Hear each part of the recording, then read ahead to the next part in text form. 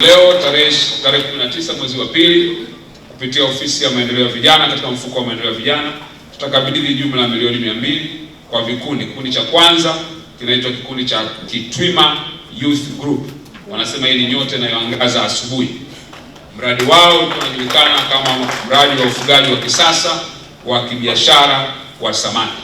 Wana idadi ya vijana 7 katika kikundi chao. Wanapatikana katika halmashauri ya Nyamagana, kata ya Luchelele, na watapatiwa fedha hizi kwa sababu ya kufanya shughuli hii. Tutawapatia vizimba 6 vya samaki, vifaranga vya samaki 60,000, chakula cha samaki hao na vifaa vingine vyote vinavyoendana na shughuli za ufugaji wa samaki wanaotaka.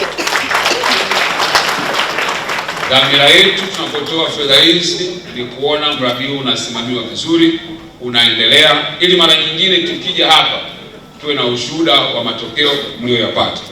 Lakini kikundi cha pili ni kikundi cha waendesha bajaji na pickup. Nao pia tutawapatia mkopo wa shilingi milioni 100, ambao kikundi chao kina jumla ya vijana 32 wanaopatikana katika wilaya hii ya Ilemela, wako katika kata Buswelo, na tutawapatia bajaji za mizigo 12 ambazo nitazikabidhi hapa leo. Tunafanya hivi ili kuendelea kuwaonyesha vijana huu ni mwanzo, ndio kwanza tumeanza. Kama kuna vijana wana mawazo, kama kuna vijana wanataka kufanya vitu, tupitie mchakato. Na ndio vitu tunapokuwa tunaitwa kwenye makongamano na majukwaa kama haya, hapa ndipo tunapotengeneza fursa zile ambazo tunazitaka.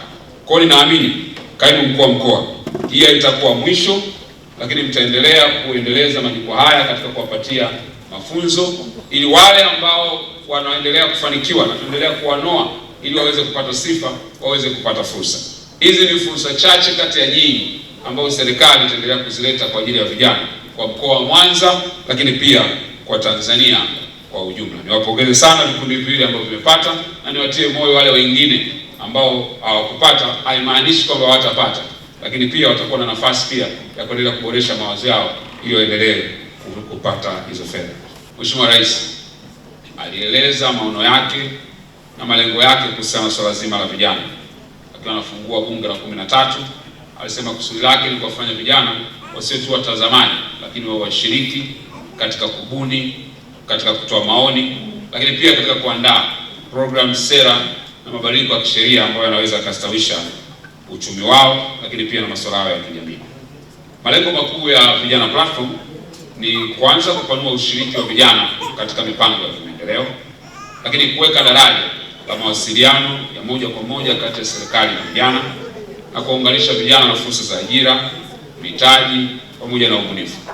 Lakini muhimu zaidi ni kujenga kizazi cha vijana kwenye uongozi, uzalendo na maadili, na kubadili changamoto za vijana kuwa fursa za maendeleo.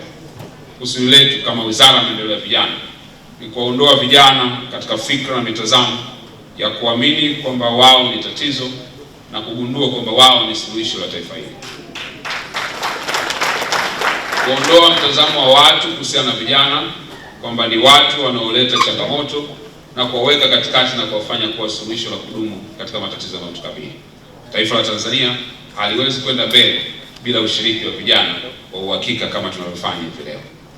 Ndugu vijana, kwa mujibu wa sensa ya watu na makazi ya mwaka 2022, vijana wenye umri wa miaka 15 mpaka 35 ni takribani vijana milioni 20.6, ambao ni sawasawa na asilimia 35, lakini pia ni sawa na theluthi moja ya Watanzania wote. Takwimu hizi zinaonyesha wazi kwamba mustakabali wa taifa hili unategemea nguvu, maarifa, lakini pia ubunifu wa vijana. Katika nguvu kazi inayozalisha katika taifa letu, asilimia 55 ni vijana kati ya miaka 15 mpaka miaka 35.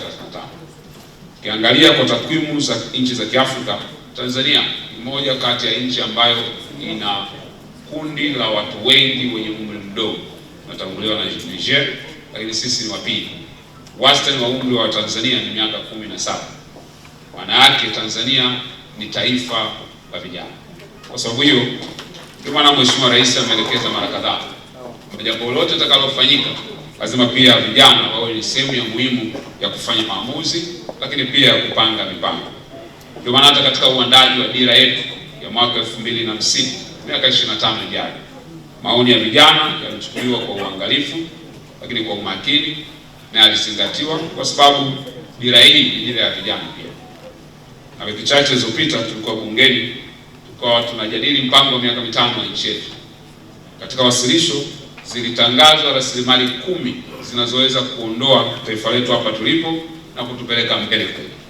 Ukiacha ardhi, ukiacha madini tuliyonayo, ukiacha uoto wa asili, ukiacha kila kitu tulichonacho, rasilimali mojawapo vitatu kama rasilimali rasmi kwa ajili ya maendeleo ya taifa letu ni vijana wa nchi ya Tanzania. Kwa maneno mengine, hatuwezi kuendelea mbele bila kuwafanya vijana kuwa sehemu ya muhimu ya mipango na maendeleo yetu. Ndugu vijana, napenda kutoa shukrani za dhati kwa Mheshimiwa Rais Dr. Samia Suluhu Hassan, Rais wa Jamhuri ya Muungano wa Tanzania, kwa maono yake makubwa kuhusiana na maendeleo ya vijana. Uamuzi wake kwa kuunda Wizara ya Maendeleo ya Vijana chini ya ofisi yake unaonyesha dhamira ya serikali ya kuyaweka masuala ya vijana katika kipaumbele cha juu. Sambamba na hilo, alitoa ahadi. Ndani ya siku 100 alikuwa na ahadi 13 ambazo alikusudia kuzitekeleza. Ukisoma zile ahadi 13, ahadi 6 zilikuwa zinagusa maisha ya vijana, ambao ni takriban asilimia 46 ya ahadi zote. Kwa maneno mengine, katika siku 100 za utumishi wake ofisini, takriban siku 46 alikuwa anashughulikia masuala ya vijana. Tumeona katika siku hizo 100 aliahidi ajira za vijana 12,000 kwa wanaoshughulika na sekta afya 5,000 na 7,000 katika sekta ya elimu.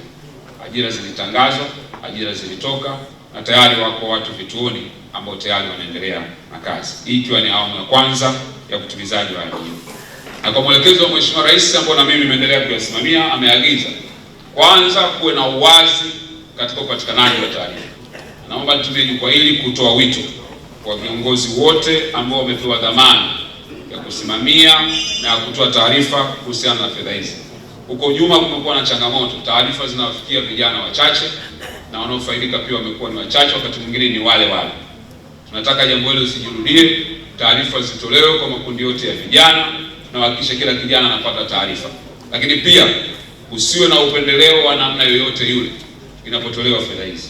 Kijana yoyote akitimiza sifa, akiweza kukidhi vigezo kama ilivyoelekezwa, anatakiwa pia awe mfaidika, kwa sababu fedha hizi ni za Tanzania na ni za vijana wote, bila kujali itikadi, bila kujali wako wapi, na bila kujali wanafanya nini. Kila kijana Mtanzania ana haki sawa katika upatikanaji na matumizi ya fedha hizi. Pia kupitia Vijana Platform mkoani Mwanza, nachukua nafasi hii kuzielekeza sekretarieti za mikoa na halmashauri zote nchini kuendelea kutenga budget kwa ajili ya shughuli za maendeleo ya vijana katika maeneo haya.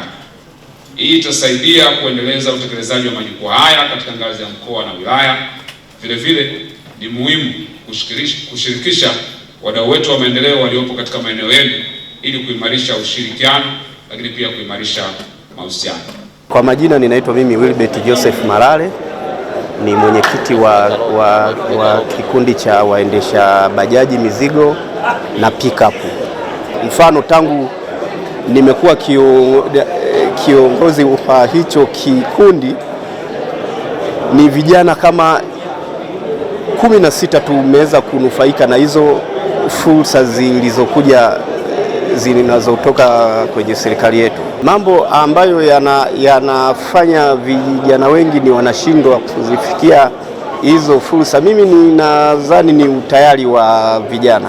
Vijana tulio wengi hatujitambui hasa kwenye hizi fursa. Hizi fursa zinavyokuja zinahitaji ziwakute vijana mnaojitambua, ambao mmekaa kwenye sehemu ambapo inaeleka. Kuna utaratibu wa hizi fursa kuzipata, sio fursa ambayo inakuja yoyote inamkuta tu kijana yoyote mradi uwe kijana. Hapana, kuna vitu ambavyo vya msingi ambavyo inapaswa wewe kama kijana uwe navyo ili wewe uweze kuwa na hiyo fursa. Sasa vijana wengi hawajakaa kwenye makundi na hawako tayari kwa ajili ya hii fursa. Sasa mimi naona ni elimu, ni waombe viongozi wa juu sasa wazidi kutoa elimu kwa vijana ambao hawaelewi ni njia gani waitumie ili waweze kuipata hii fursa. Kwa majina anaitwa Veronica Nicodemus.